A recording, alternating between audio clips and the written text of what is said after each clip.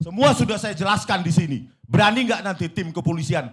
Jadi jangan teori-teori aja nanti, lip service tim kepolisian. Kalau memang nggak bisa direformasi, bubarkan saja.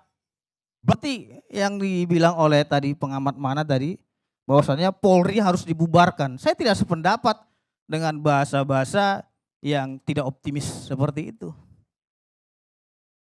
Nah, jadi saya tidak rela ketika polisi dimaki-maki padahal kesalahannya itu bukan itu.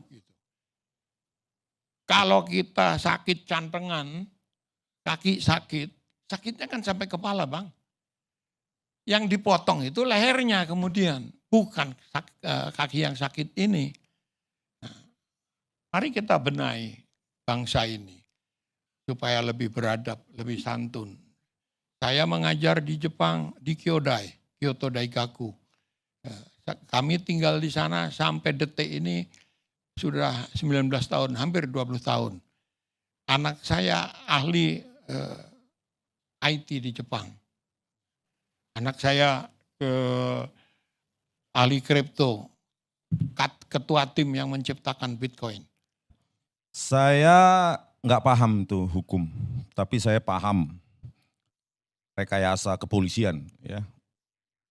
Oke, kalau saya ditanya, ya, kepolisian ini mau direformasi atau dibubarkan? Saya jawab dibubarkan. Ya, karena apa? Karena memang sudah kotor, buruk. Ya. Bukan karena kepolisian di bawah, tapi memang karena jenderal-jenderalnya kotor, busuk. Saya kasih contoh, mantan Kapolri. Dialah otak rekayasa barang bukti digital. Dia, mantan Kapolri. Terus bagaimana jajaran di bawahnya? Kalau mantan Kapolri saja sudah otak rekayasa. Oleh karena itu, garis merahnya adalah benang merahnya. Kalaupun kepolisian ini diselamatkan, yang memakan anggaran 126 triliun per tahun 2025 ini, anggaran terbesar nomor 2 setelah Kementerian Pertahanan. Yang 3 matra itu, TNI Angkatan Darat, Udara maupun Laut. Itu cuma selisih sekian triliun dari kepolisian, 126 triliun. Oleh karena itu, dengan anggaran yang sangat besar yang diberikan rakyat ini, seharusnya kepolisian tanpa seperti ini pun harus berbenah. Udah, sekarang giliran Anda, Pitra. Baik, terima kasih Bang Kerni atas kesempatan yang diberikan kepada saya. Saya kira kita diskusinya yang beradab dan beretika agar tidak menyinggung pribadi orang. Bang Kerni, saya ingin sampaikan reformasi Polri bukanlah tuntutan rakyat, akan tetapi tuntutan politik. Dalam prakteknya kita lihat isu dan wacana reformasi Polri ini triggernya daripada peristiwa 25 Agustus 2025 yang lalu.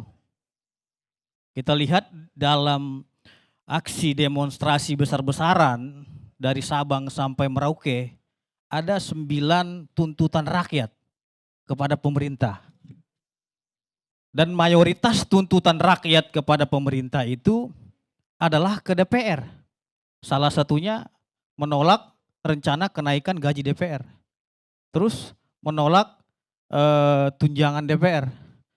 Meminta transparansi gaji anggota DPR dan bubarkan DPR. Tidak ada tuntutan rakyat di dalam 9 tuntutan itu reformasi Polri. Lantas ini berbalik. Ketika terjadi peristiwa tanggal 28 Agustus, adanya kekeliruan satu anggota saja. Yang dilempar itu institusi secara keseluruhan yang disalahkan. Padahal petugas kepolisian dalam melaksanakan tugasnya dalam mengamankan aksi demonstrasi besar-besaran pada tanggal 25, 26, 27, 28 dan seterusnya, tujuannya hanya satu, Bang Kerni. Menjalankan fungsi Kamtibmas. Sebagaimana amanat daripada Undang-Undang Dasar 1945, pasal 30 ayat 4. Menjaga keamanan, ketertiban, melindungi, mengayomi masyarakat. Jadi petugas kita di lapangan ya bukan hanya mengamankan demonstrasi, akan tetapi selain mengamankan demonstrasi, petugas kepolisian juga di lapangan mengamankan objek vital nasional, gedung DPR RI, beserta dengan isi-isinya anggota DPR RI di sana. Seharusnya kita berterima kasih kepada Polri karena apa?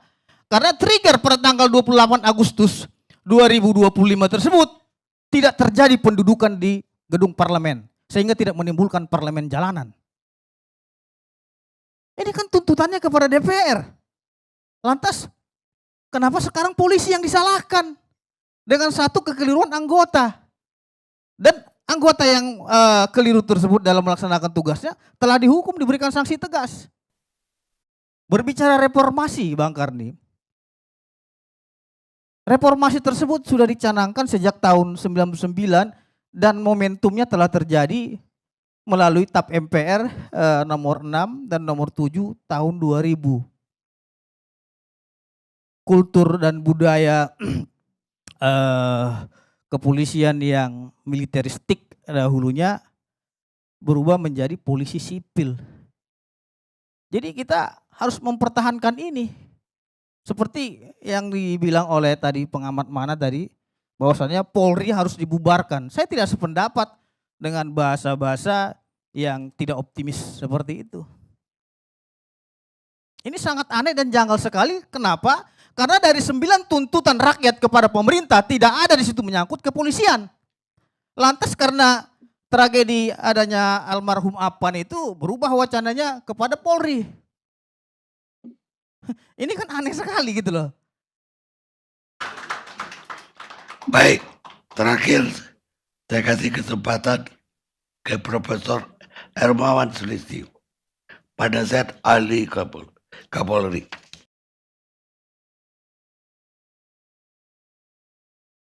Jadi gini Bang,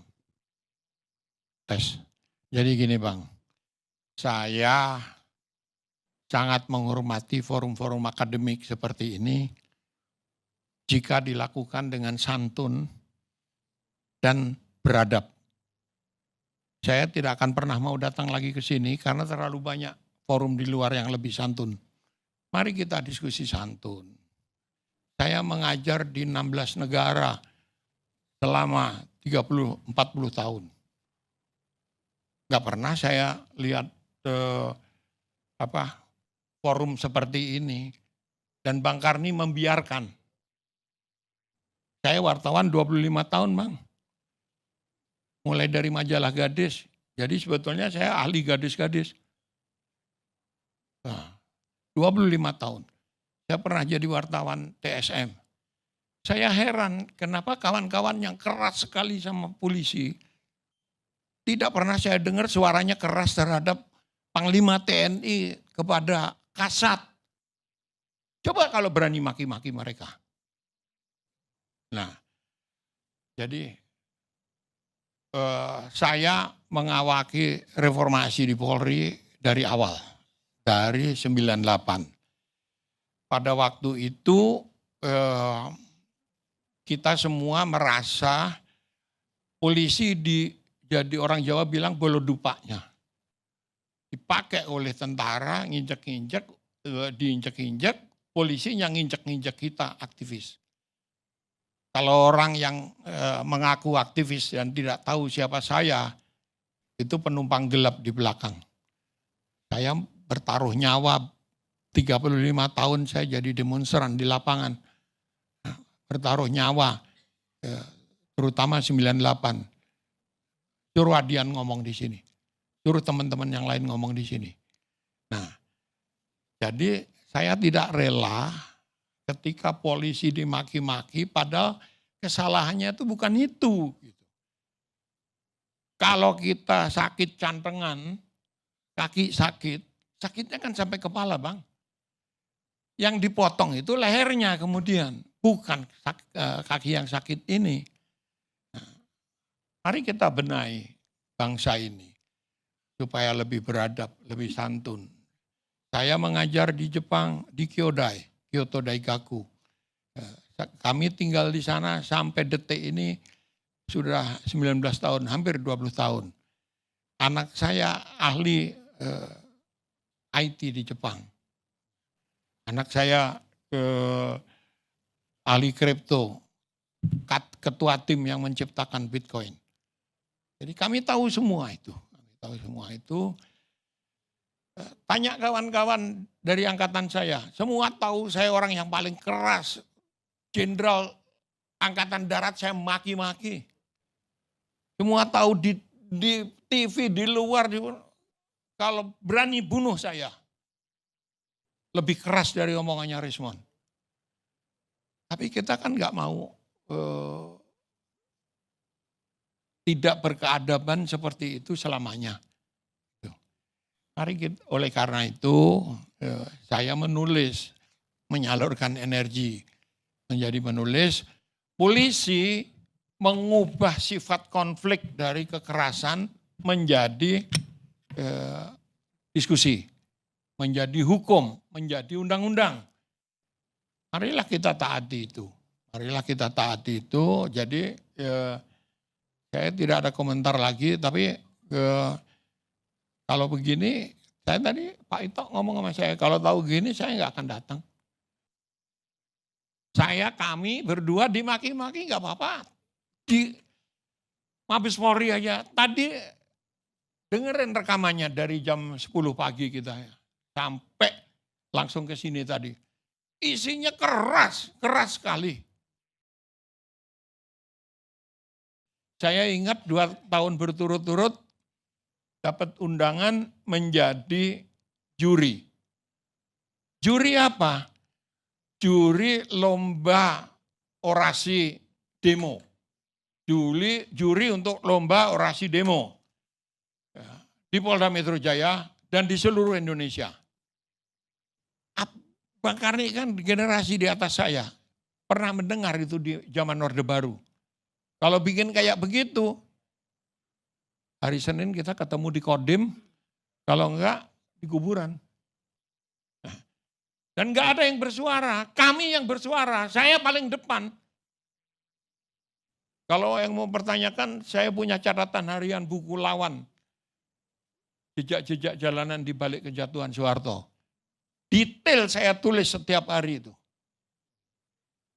Apa yang terjadi? Suasananya jauh lebih mencekam dari sekarang. Dan saya juga kasar sekali, tapi saya masih beradab kalau ngomong. Itu aja pesan saya. Ya. Saya mau describe bahwa kita dari tadi ini diskusi rekaman, bukan live. Artinya kami berhak memotong mana yang dianggap tidak sopan, mana yang dianggap salah tempat, salah orang. Tadi saya juga bilang saudara Rismond bahwa berapa nama yang dia sebut keliru. Misalnya dia sebut Tito, padahal bukan. Saya kan cukup dalam juga di Polri, maka terakhir pun saya diminta jadi staf ahli. Cuma saya karena merangkap jabatan, saya terpaksa menolak ke Pak Sigit. Jadi bahwa situasi Orde Baru juga tidak sama dengan sekarang. Artinya kalau tadi dibilang kita kalau nggak ketemu di Kodim, kita ketemu di kuburan. Saya punya sejarah lebih parah dari itu. Saya TO setelah Dedi Amdud. TO setelah Dedi Amdud mati, harusnya saya. Boleh cek di Mabes pasti tahu. Jadi bahwa sekarang kita memang jauh lebih terbuka, lebih reformis. Dan memang kekasaran tidak akan menyelesaikan masalah. Kebijaksanaan yang bisa menyelesaikan. Jadi apa yang saudara saya Profesor Kiki khawatirkan, Jangan sebut saya profesor, Bang. Banyak profesor odong-odong, saya nggak mau disamain. saya aja jemput Kiki aja nama saya tuh. saya jemput profesor aja ke beberapa orang, tidak semua yang punya gelar profesor.